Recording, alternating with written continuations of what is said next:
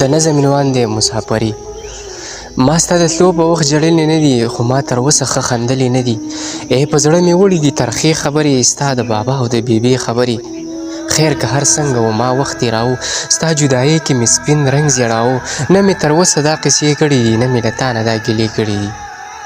خو زه حیرانه یم چې چا ته وویم، ډېره مجبوره شوم نو تا ته وویم. وخت ماسپښین و اوازونه راتله، د جړاګانو فریادونه راتله. زه زر راووتم د کور جانانه، پام مې کاوه د هغه شور جانانه. خو هغه ستا د ماشوم زوی ژړا وه، ستا جدایۍ کې زما دا سزا وه. په وړه خوله یې په ګیلو شروع کړه، راته قصه یې په سلګو شروع کړه. زمونږ چې کله چوټې وشي مورې، د هر چا پلار د ګاډي کوشي مورې. خپل بچي ګاډي کې خپل کور ته ویسي، ډېرې اوچت غېږه کې مور ته ویسي. زمونږ د هر ارمان دپاره مزدورۍ ته تللی. مورې رښتیا وایي زمونږ پلار دوبۍ ته تللی. زمونږ خو نه یاد شي د پلار د مخ یو څو نشانې. زمونږ ارمان دی د خپل پلار د لاس او خپو نشانې. که نه مونږ هسې مورکۍ ته په دوکو کې ساتي، تر څو به مونږ داسې د اور په سرو لمبو کې ساتي. دغه ماشوم دغه خبرو حق حیرانه کړمه.